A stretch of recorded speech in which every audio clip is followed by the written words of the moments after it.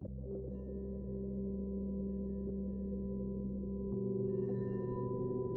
this is episode 1 of a brand new venture,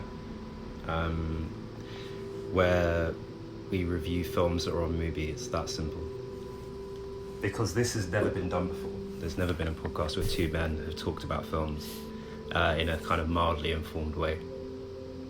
It's quite revolutionary format. Yeah, we saw a niche demographics. We saw a niche in the market where a kind of loose, sprawling conversation about a bit of culture between two men. It never happened before. And we've chosen Mubi as just as we made this decision.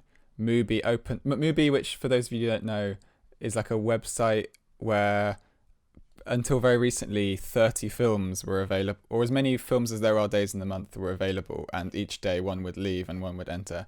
So it's very highly curated, and you're sort of almost paying for the privilege of not having too much choice, to avoid the decision fatigue of scrolling through, rather than scrolling through 1,000 films on Netflix. You can now scroll through 30 films that you also don't want to watch, but then you decide that quicker because it's a smaller number. But now under lockdown, I imagine this is the sort of thing they had in the pipeline anyway, but they've got this thing, Mubi Library, which just opens up a whole tranche of releases that they'd already had and this that are now available forever. And this is completely permanent. So the artificial constraint we'd created to make this podcast easier has been removed, which is great. So we can review even more films. Yeah, even more films, even more indecision. Our logic being that if we sat down and tried to decide the most obvious film to start with, we would get stuck in this kind of infinite repeating loop. We'd never be able to choose what to start with. But what we have chosen to start with was kind of an impulse decision. And I think it's a film both of us, expressed an vague interest in seeing when it first appeared on ads and first started doing the rounds, but neither of us did for whatever reason. I watched it slide out of Mubi when it was on there. Over those it's funny days. With those films, like you hear about them. So this is High Life is the film we're talking about. That Claire Denis, last year by Dennis, my mate Dennis, Claire Denis, actually. It's a film. So there's several elements to that film, directed by Claire Denis, who I think has made all of her films thus far in French language. This is her English language debut, and she's quite old. I think she's 80. So this is a full career of making films in French. Yeah, so she's quite pretty aged. And huge stars. Huge. Robert Pattinson and Juliette Binoche. And Andre 3000.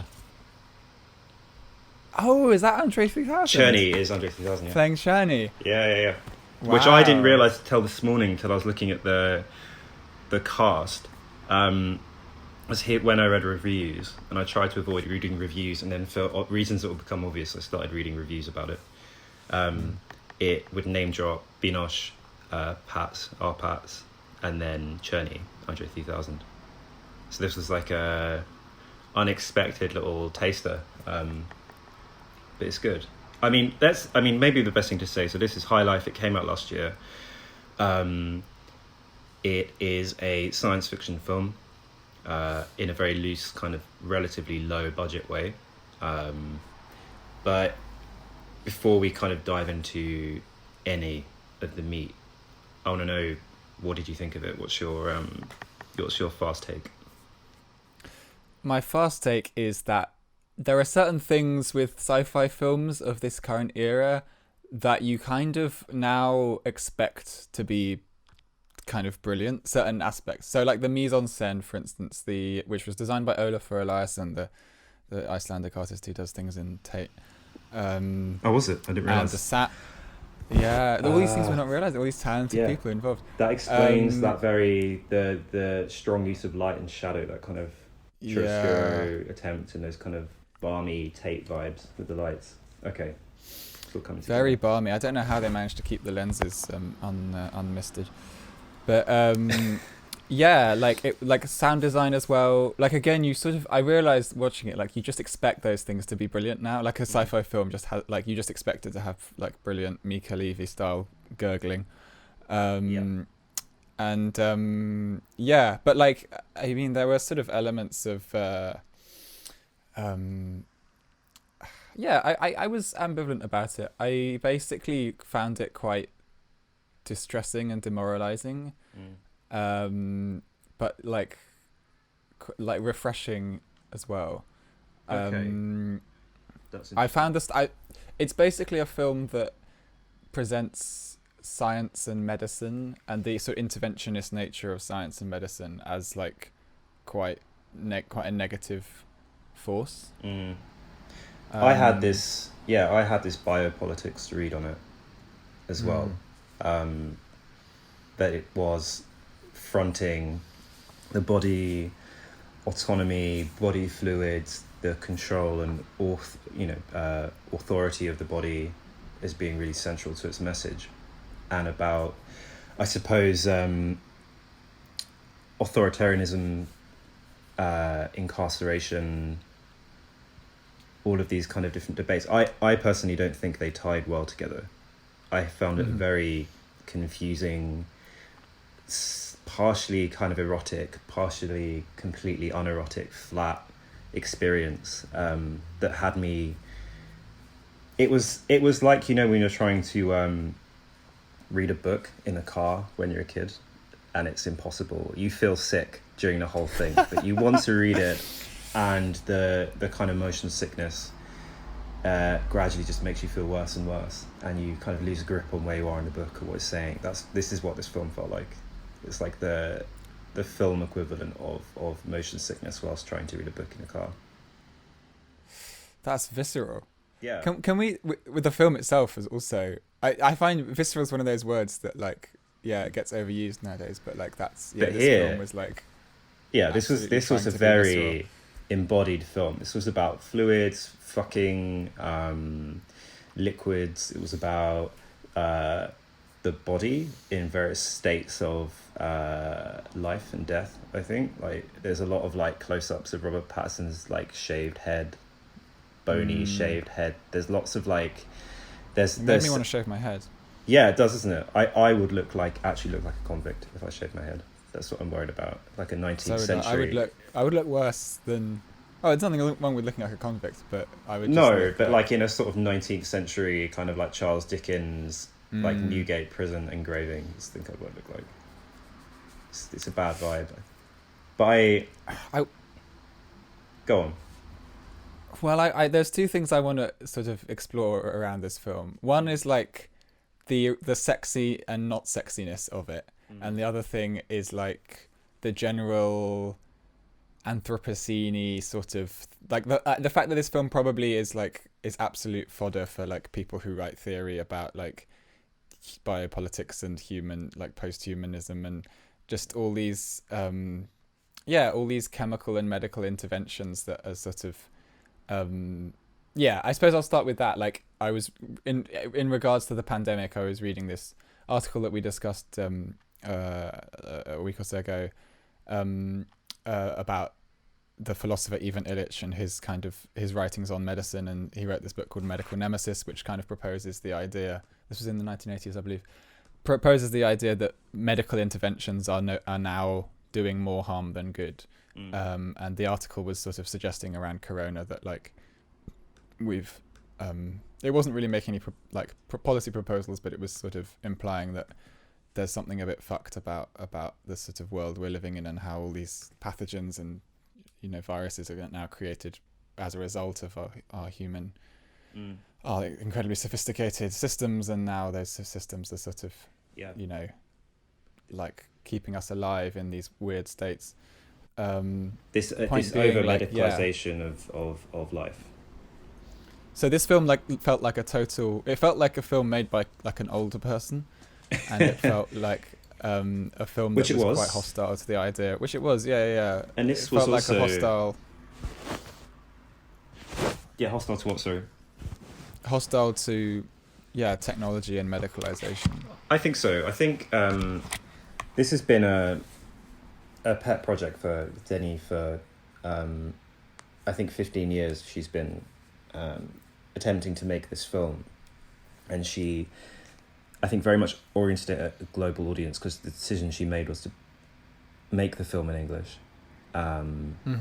to set it as a science fiction film. And I don't even feel the science fiction narrative is integral to the point she's trying to make. I think it was integral to the aesthetics she was trying to, and the atmosphere and the mood she was trying to create.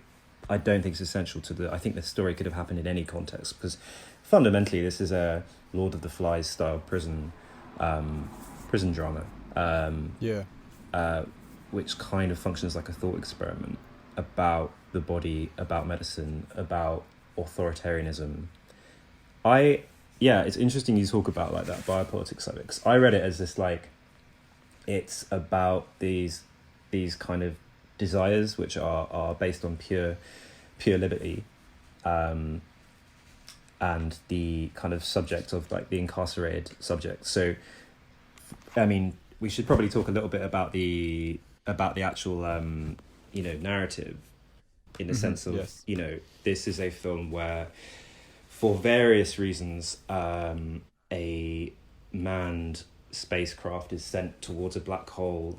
The crew are mostly inmates who had been serving life sentences or death sentences, and they were given this opportunity to, instead of serving their death sentence or serving their death sentence, it's a strange way of putting it, instead of being killed or serving their life sentence, they would be able to go on a scientific mission to space, where they would be experimented on, and ultimately their objective, which is very not well explained in the setup of the film at all, is that they are searching... Is that a narrative tactic to explain the plot in a really convoluted way via flashbacks and flash forwards? I wonder. I think it... So that you feel the atmosphere more than you understand the plot for about 20 minutes? This was pure atmosphere. And it felt like several films. It felt like one of those films that there is a bigger director's cut that didn't make it from the cutting room floor. Oh, it feels like... Really? It felt like there was a well-explicated version of this film. I don't think we got that. I certainly didn't get that, because these people are being sent into space to investigate a black hole in order to identify a alternative source of energy for Earth, which presumably is going through some sort of Anthropocene collapse.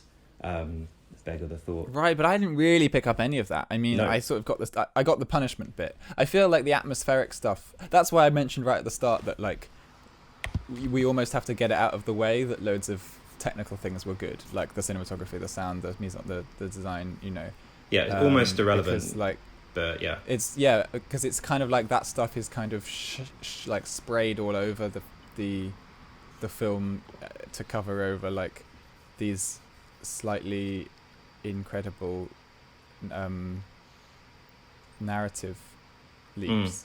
There's an assumption that there are these power dynamics and differentials between the crew. Some of some people have no control or autonomy over their body, but they're fighting for it. So the Juliette Binoche character is Dr. Dibbs. Hilarious name. Dibbs, generally. Man, she's French. Dibbs, Dr. Dibbs. Dibbs. Maybe that's a French name. Maybe it is. I don't know. She's Juliette Binoche always gets cast in these roles, like where she's like, because she's got a slightly American accent when she speaks in English. I'm never sure, like, what is she meant to be French, or is she meant? Yeah, I don't think necessarily she is, because we know nothing about Earth in this, which is interesting. We know nothing about Earth. So, is this 10 years in the future, or is it 1,000 years in the future? We get glimpses. Also, he doesn't age. Like his kid ages, but he doesn't age. That's a very important fine. point. I wouldn't have wanted them to like. Yeah, I wouldn't want them to like put loads of wrinkles on him, but like Will Smith, or like an older actor would be a terrible idea. Yeah, this is the issue. So they're going into space, and Dr. Dibbs is experimenting on these prisoners, and the experiments are basically about artificial insemination. So she is harvesting semen off the males and impregnating the women prisoners. This is the implication is this is a right they've signed away, so they've signed away their consent, written off their consent via ASMR. It's basically Yeah. she basically harvests their semen. I imagined like one of those YouTube videos like ASMR : doctor sexy doctor harvests your semen, latex because she gloves. basically crawl. I mean, it's obviously it's sexual assault, it's rape. Yeah, but like completely. she crawls all over. She crawls all over him, like whispers all these sexy things in his ear, like. Well, this is and it. then, She's walks away very. with the vial of cum. This is true, because there is a sex box, right? So early on, you see them kind of making their donation at the wank bank in a very kind of traditional way. They go into a little cube and they come out with a jar of jizz. Traditional, yeah, goes yeah. way back to the Way back to feudal ancient times. And then, like, Can't mess later with on, tradition. you realise that she's got her own motivations. She's got her own agenda. She is the one person she seems particularly sexually interested in is Monty, who is Robert Pattinson's character. And he is known as a monk. He refuses to give his jizz up to science. He becomes celibate. He doesn't partake in this sex box, which is something everyone else on the ship does, and it's kind of poorly explained, and it's a really vital scene, I think, and it feels like the whole film was hinged on this one scene that maybe Denis really wanted to shoot, because it's more realised than any other part of the film, which is basically this like mechanical dildo table. And God, it was like a music video. Yeah, it 100% was a music video. It felt like it was very stylized and felt very different from the relatively plain but attractive looking cinematography that happened up until that point. And Juliette Binoche has this wild ride on this dildo machine, and this is probably like the midpoint of the film, I think. And she leaves. Is it bad that? Sorry. No, go on. Is it bad that I spent most of that scene trying to figure out whether she was using a body double? I wanted that. Does that make all the difference? Because like for you? it was just no. I mean whatever. But like it just. I mean also like yeah, people should do what they feel is right.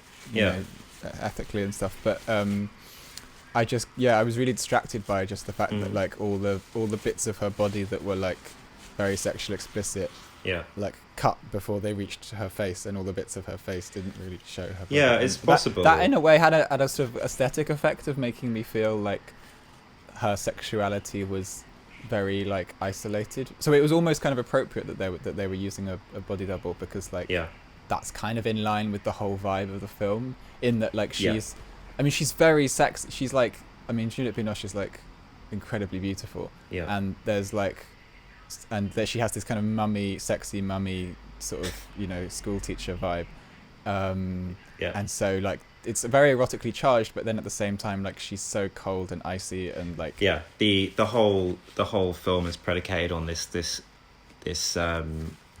authoring and control of sex, but like we said earlier, it also manages to be extremely non-sexy at the same time, because it's clinical, because sex is something that's about personal gratification only in this film. There's no symbiosis or mutual understanding. There's obviously rape is a huge part of this film. This kind of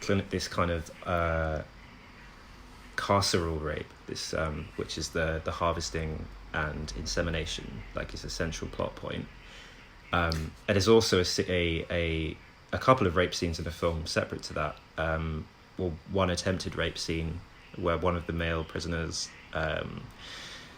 attempts to rape two of the female prisoners and is like properly murked by someone else with a pair of scissors. Yeah, he's killed. Yeah, totally wiped out. And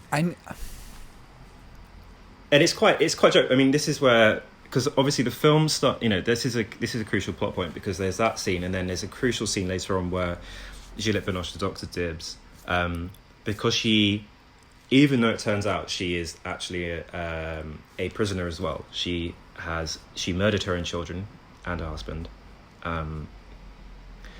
And so there's this, it doesn't really explain that well at the beginning. She is also a prisoner, but seems to have the power to medicate the other prisoners and to kind of conduct these experiments. So she drugs the crew each night, and she drugs them, sedates them increasingly heavily, and then tries to, well, she succeeds in raping Monty, Robert Pattinson. And then there's a particularly weird scene where she kind of walks down a corridor cupping a handful of Robert Pattinson's semen, and it's just this, that's like the apotheosis of this like body fluid stuff. It's just literally this like soggy handful of cum in this very she's never happier than when carrying like scurrying down this corridor.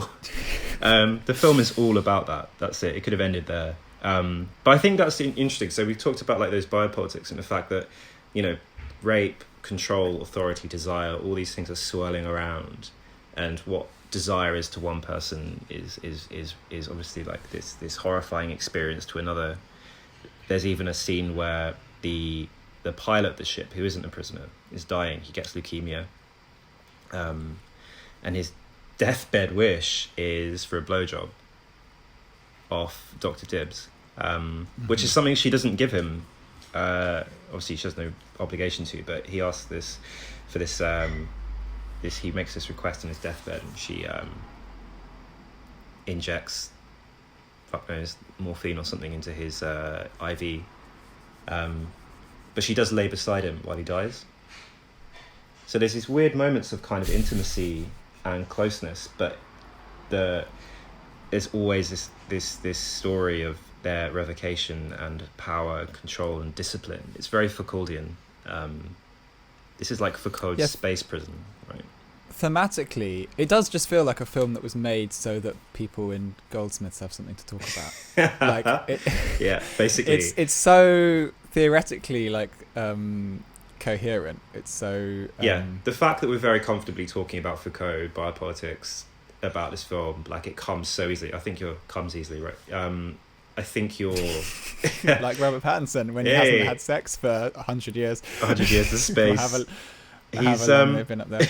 8 years. Supposedly it takes place over 8 years real time, but I mean this is so so it seems very theoretically charged. I don't know how well it carries those, because in these kind of films you've got like that high level, high theory, which is Foucault and biopolitics, and then you've got the kind of low grunt philosophy, which is what does it mean to be a human, you know, what happens to society when its rules break down, because that's basically what's happened. And maybe it's a very appropriate film to watch during lockdown, but you know, they are isolated on the ship. There's a small number of people.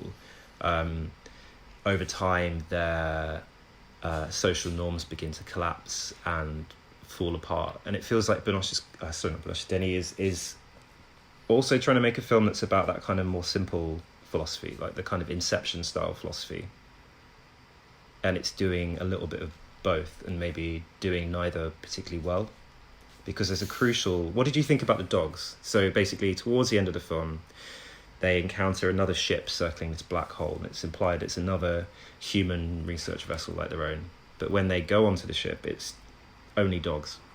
What was your take on that? Well, you know, I mean, it's a dog eat dog world, and the dogs are eating the other dogs. Are they? That's kind.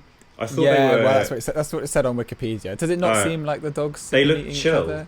It's a really weird. How else would they survive on a fucking spaceship? It's a dog eat dog world. If you haven't realised this by now, then you know. Yeah. This is it. This is this really shocking moment towards the end where it does have this thing where this other ship has collapsed into like this animal society. And it's like, I've watched this film, which is for kind of 2 what happened hours. on the human ship, right? They all just started raping each other and killing each other. Yeah, and it's so on the nose for this really film that, like I said, it has all these like allusions towards this kind of like grand Foucauldian biopolitics. Is also like, but what if like humans are like animals? Kind of message towards the end of it. And for me, do you think it's really that Banksy-ish? I think it's extremely Banky. Yeah. I think it's extremely banky. Can I just say, I feel weirdly compelled to say this. Claire Denis is an excellent film director. She is 100% an excellent filmmaker. Yeah. And Beau Travail is wonderful. If you've got this far, as a Claire Denis fan, we would like to say, I genuinely like, and also there are things about this film I do think are good. There's a lot to love. There's a lot to love. I feel like it's I enjoyed it. I've got a soft spot for this kind of film anyway. These kind of high concept science fiction films which use space as a kind of thought, like a blank canvas, because it's a perfect blank canvas because you don't have to construct you don't have to do world building really, and it just becomes this blank canvas to play out these psychodramas. And obviously the thing that was playing in my head was like, this is so Solaris. In so many ways it feels like Solaris was a real like touchstone for this film, at least aesthetically, right? There's one shot that's like actually a tribute to Solaris. Which one was that? It's the like, jizz one? you know how it's the one where everything's a bit like everything's all beat up and destroyed. There's like a corridor, like a curved corridor. Yeah, of the spaceship, and it's all anyway. Whatever. I always wonder when people. I get that you should be influenced by great people, but like I always find it weird when people just lift a shot from somewhere. It's like, are you like, is this some language we're talking in as cinephiles? Like, I don't really. Yeah, is it? I don't know why I follow a Twitter account that does that. They do videos where they show how Depressed Bergman. Depressed Bergman. So the other kind. Is that what it's called? No, it's not. There is one that's. There is one that's called Depressed Bergman. Oh, okay. So if it's done in a funny way, I don't know. This is more like it's just called like two great shots or something.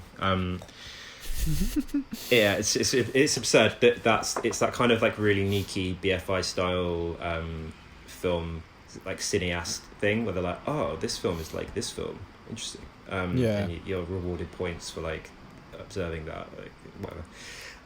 But they sound like they're nods to Solaris. And obviously Solaris again is a philosophical film, but Solaris is a philosophical film in a very like the grunt. It plays in the grunt philosophy category. It's very much about like the simple kind of question of, if you could would you want to bring back the dead to life? Kind of. It's a very kind of simple film. Masquerade is a very simple film. It has very deep resonance and meaning to me anyway. But Solaris is also a very boring film in a very beautiful way. Yeah.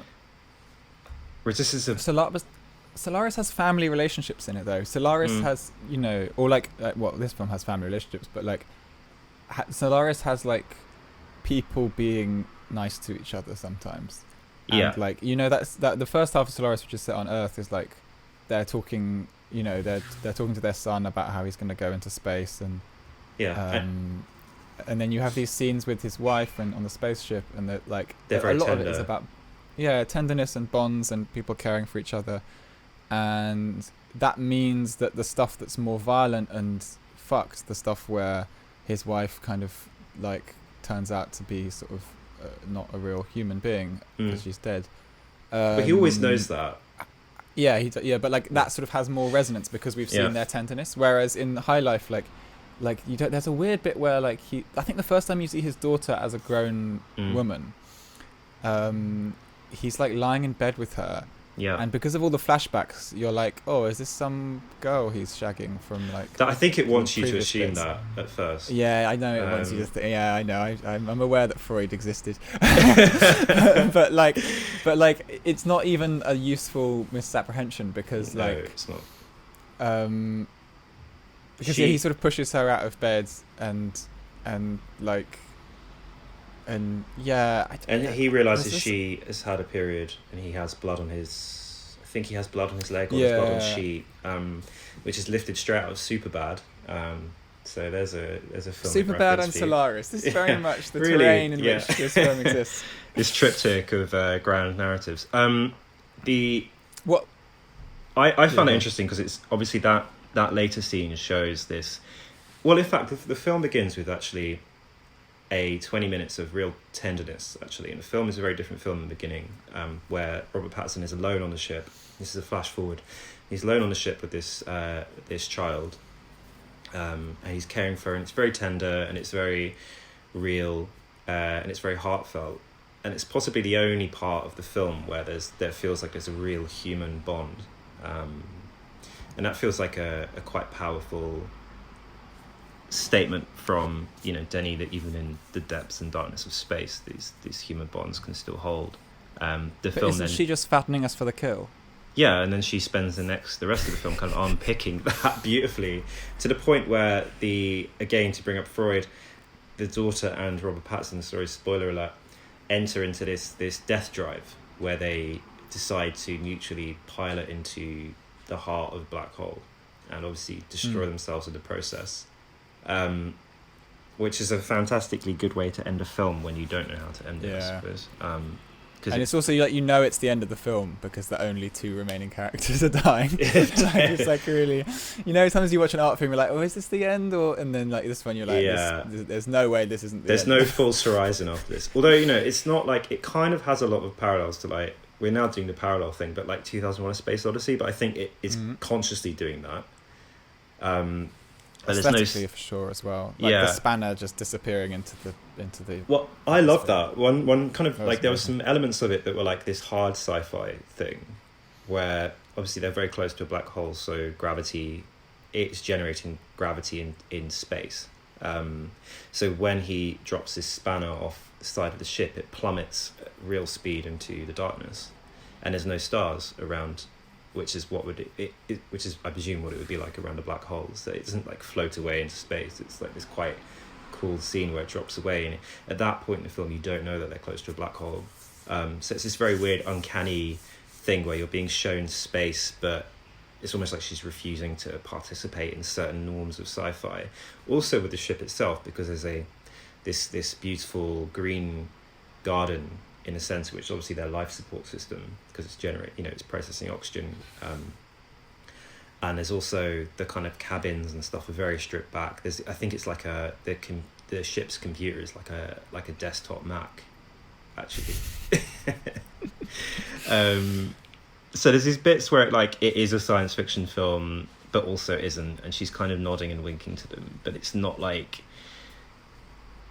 Yeah, this is for me.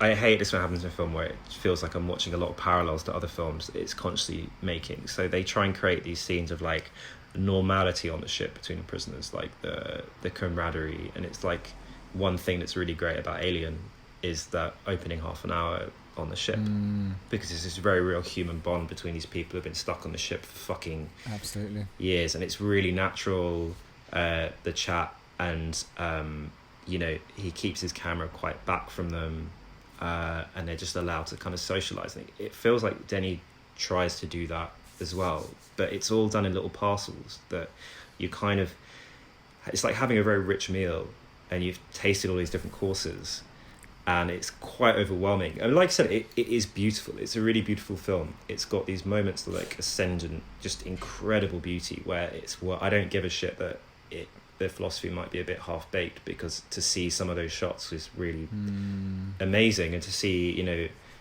Robert Pattinson, who's an excellent actor, kind of have this weird electricity with like Juliette Binoche, who's a very veteran actor, is really good to see. I just feel like I was left over full on it. I mean, I think maybe it just needed like I don't know, I don't intend to do Ralph will fix it kind of. No, do it. That's the new segment in this brand new podcast. But, okay, but what it just needed a bit of. I think genuinely like it needed a bit of like narrative tweaking, and like someone who sort of like maybe a conceptual artist to pop in for a bit and like just think a bit about the way that ideas were being like bundled around. I think like I think she's like a great director in the sense of like. What a director should do, the bare bones of what a director should do is like bring out the best in actors, and like I think she absolutely does that, and bring out the best in all departments, like as I said before, like but yeah, somehow it like adds up to less than the sum of its parts, and that's I think largely down to a sort of an underpowered script, or a script that just sort of I know in Claire Denis' work there's like there's definitely precedent for like long spaces and kind of things not really having to mean anything, and just shots going on. But there wasn't quite the sense of like really breathing it in. Maybe this was like a compromise with doing something more mainstream, but like, and also just the fact that when you're doing sci-fi, you're much more constrained by genre, I think, and by precedent. Which is why we probably were calling out these similarities to other exactly. Whereas films, if it was just a film about people, it wouldn't be so I mean, obvious, do you think this could have been shot? What's the other context for this film? It's like a Gilligan's Island sort of Island of Dr. Moreau vibe. Like, it would always have to be this artificial space removed from normal society, like a desert island or a... It felt a bit like some sort of 1960s avant-garde TV work made in Paris or something, you know. Even that, like, you know, sort of that thing you'd have to go to Caragaga to find, like, just, and everything's in like a red room or something. You know what I mean? Like, well, like that.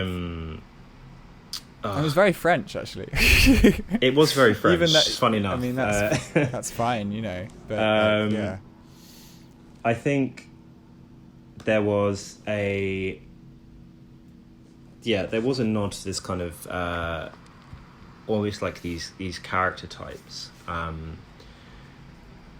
I think that overall, like I said, I came away feeling overfull. I feel like it could have been transplanted elsewhere, but the science fiction elements were so strong to me. That's kind of what attracted me to watch it more than anything else, because it is very arresting. There was one, I mean, there are nods to the outside world, which are done again in quite a this Tarkovskian kind of desaturated colour scheme, because obviously life on the ship is very... obviously done by Oliver Ellison. It's extremely warm and balmy and incredibly the light is architecture, whereas when you see on Earth it's very grayscale, partly I suppose to show that it's the past. There's one bizarre scene which I entirely forgot about until I woke up this morning, where we talk to a scientist on a train. Oh yeah, there's a little bit about? I have no in fucking Poland. In he's Poland, Indian. No, he's Sri Lankan or something. Because he's being interviewed by somebody on a train, and she mentions, "Oh, this must be important. You've left your hot place to come to this cold place in winter." He's like, "Yeah, it's fine. Got a coat." And then he kind of gives us a little bite about this scientific experiment, this practice of sending prisoners into space. He's like a skeptic, isn't he? He's a skeptic, and he kind of says, "Oh, well, I think this is bad. This is not good." And it felt like, okay, that's interesting, but that was not picked up. I don't know if I missed who he was talking to. It's a woman journalist, I presume. It wasn't someone on the ship or anything like that. Right, okay, that's what I was wondering, if it was like someone who had a relationship with the people in the crew, but no. So you get this small snippet of the outside world, and that's the only voice. Well, okay, that's the only voice you hear from the outside world, and it's weird that I forgot about that. And again, that felt like maybe there were originally plans for like us to see more of the story leading up to this mission, which I think would have been probably I think there's a better way to do the narrative and the explication. Well, especially, I'm going to do a now more than ever, you know, like in these unprecedented evers. Now more than ever, we are going to use narrative tools lazily. But I feel like now more than ever, we would benefit from a mainstream sci-fi film that really challenges our assumptions about like the role of industrial medicine and the state and prisons and life and death, and like it's, you know, I mean, we're talking about this film because we want it to be so much more than I think it is.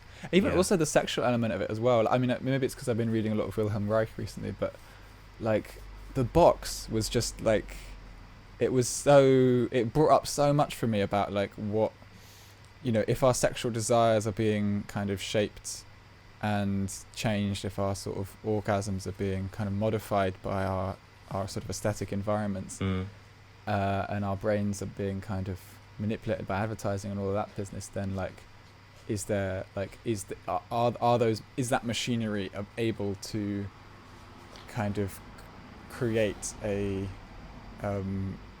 somewhat total system that kind of brings you pleasure in a very robotic way, which is essentially what the box is. Yeah, and it is, you know, sort of sublime and superior to human eroticism, which is the implication that this box is.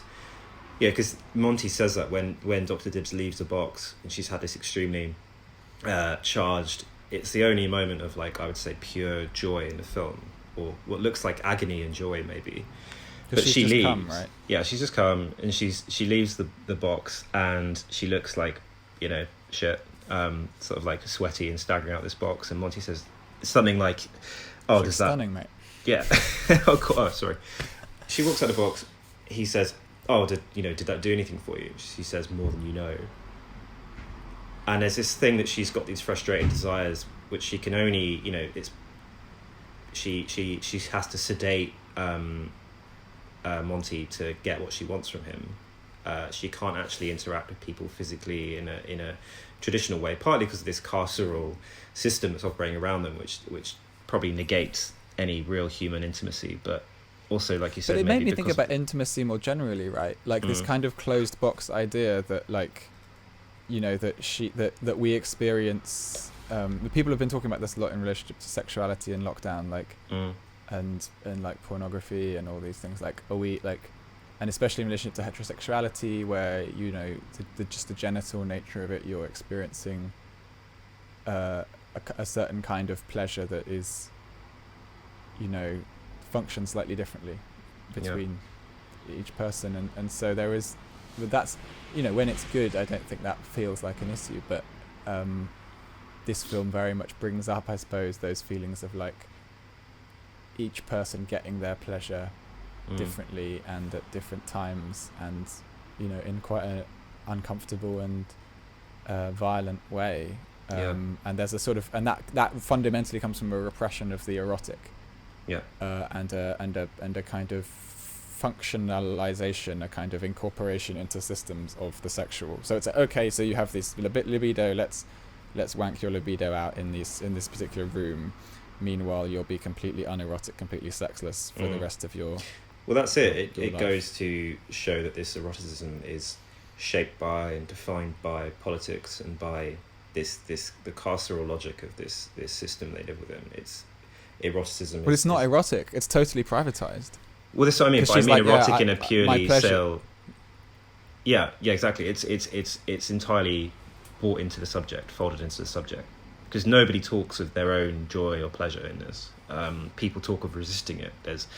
This is all about bodily barriers and limits, and how people police those, how they're policed, and how people police their own bodies. Because obviously, one of the characters does everything she can to avoid being inseminated. That's the character who does eventually carry the child. I didn't pick up that character's name. Was it Mink, possibly? And she... Yeah, there's a lot of that about the doctor saying to her, you know, it's this ironic moment where the doctor throughout the film is trying to impregnate, forcefully impregnate her. But she also tends to her after she suffers this attempted rape from one of the prison members, and there's this the kind of irony of the absurdity of the logic of the carceral system in this instance, where it simultaneously tries to it is kind of doling out the same punishment that it's then treating the person for. That felt like quite a kind of interesting comment on, you know, on biopolitics and on say modern capitalism, which simultaneously kind of wounds and seeks to treat, and the absurdity of that. And maybe that was the moment where, and they have a very frank exchange in that moment, because this thing has been surfaced and exposed, because that's when we learn about Dr. Dibbs, because this character Mink knows about Dr. Dibbs' crimes and says, you're a prisoner as well. And Dr. Dibbs confirms that she smothered her children and stabbed her husband. And then it's implied that she mutilated herself. Sorry, this is quite gruesome, but mutilated her in genitalia, which is quite an interesting moment, because she's obviously, again, that shows another kind of this time very personal self-destruction, bodily kind of bodily harm and bodily abuse that's this time very personal. But throughout, there's all these kind of thwarted, alienated attempts at human eroticism connection, and then the reverse, which is these state-sanctioned rape, state-sanctioned murder, death sentences. Like, it's a very harsh and cold world. Even the reason why Monty is actually in prison, we learn, is because he killed his friend when he was a child, because his friend killed his dog. So his friend killed his dog, he killed the friend, and he's obviously on death row for this. And again, that's a very harsh world. So it's a very cynical film, actually. So if you were to go back to like Solaris again, it isn't kind of cynical, because it's the personal failings of, say, the scientist. They're very sent up in very human terms, and like you said earlier, like there's real moments of tenderness and human bonds and connection between characters, whereas here it's really fucking cynical, unpleasant, cold universe. Yeah, I mean, like, I don't know. It feels like a very much of its time, this film. I feel like, that the insinuation throughout is that these kinds of structures and systems create their own uniquely modern traumas that kind of can only be treated or responded to by the logic of furthering that trauma. To the point where, like, a repression happens that then results in like a violence of a totally unrestrained violence of the old order, like, these different forms of assault. Like, one is kind of this very state sanctioned violence of of like sedating someone and exploiting them, and then the other is like this guy who is kind of like just a rabid dog and assaults someone and then gets killed, like the very like sort of it's very it's like that Thomas Hobbes kind of life is nasty, brutish and short, and this is like you said, this is the logical conclusion of a society that is shaped by repressive authoritarianism. So when and I suppose the authoritarianism, it makes you sympathise with the violence. The more like the more sort of old school, sort of hard to be a god style, medieval violence. Yeah, people are only responding to the world which has been created around them. Which is maybe what the dog ship is kind of implying. I've got a lot of love for the dogs. You have, I know you said that earlier. Maybe I'm coming around to the dogs. And maybe there again, it's a moment of absurdity in the film, I suppose, and I kind of like that it doesn't really explain it too much. I mean, probably the implication is that there were dogs on this ship that they were using for some sort of experiment. The humans have like murked each other, died or whatever. And the dogs have. Why does the daughter want a pet dog? Because she's not been brought up on Earth. She doesn't understand what it means to have a pet dog. She's just been watching loads, like a YouTube playlist of like being a human. Like she's been watching play TikTok bagpipes from 8 billion years in the past. She's been watching TikTok. There's loads of cute dog videos, and she's just like, "Daddy." This is it. This is like one of those moments where it kind of breaks the fourth wall a little bit. But then but she has still been receiving videos from Earth, and that's one thing we haven't talked about. They've been getting these kind of these really pixelated, crappy videos from Earth that obviously are taking longer and longer to reach them. So they're 8 years away from Earth, and in I know nothing about science. Black holes. Wait till they hear about Corona. Yeah, they. This is the thing. They comment everyone on Earth is dead in these 8 years because thousands of years have passed or whatever. So the videos they're getting are from a time that has passed, and it's almost like another form of cruelty that they're getting sent images from a world that they can no longer access. And it's again comes back to that image of harm, of the system producing harm and help at the same time, because it's doing something that thinks it's remedying nice, the harm with its own that it's doing. It's this self-perpetuating thing. And I think there's lots of instances where we see that harm and the cure being doled out with the same hand, and that seems a very consistent thing. Even Monty, ultimately brings up this daughter only to effectively destroy herself and himself. Again, that's why it seems quite cynical to me. It seems like a very cynical film, and I don't mind it. She doesn't even get to fall in love with a guy who represents her father. She gets to fall in love literally with her father, which is even better. She's there. Is no one else there? What's the point? On that note, we've been running for a minute, so yeah. I think we recommend that film, but it's not. It's not a masterpiece. It's got a lot of interesting stuff. It's got a lot of interesting. It's good to think about. There's parts of it which look amazing. It's quite a daring film. It's cool to see like Juliette Binoche, Robert Pattinson, Andre 3000 do the same like scene. To be honest, he should have done a theme song. Where was the Outcasts theme song? Just you wait. Although like also go on. It did feel like a film made by James Blake. And so has. You know what the theme song is? "Where's the Catch" by James Blake. Where's Where's the hatch? There must be a catch. The catch is that you're going to die in a black hole via spaghettification. I'm sure Andre 3000 could rhyme spaghettification really well. My brain has literally turned into mush over the last few weeks, so I can't help you there. I recommend it. I don't think it's it didn't blow my mind. I think if I'd seen it in a cinema, it would have been.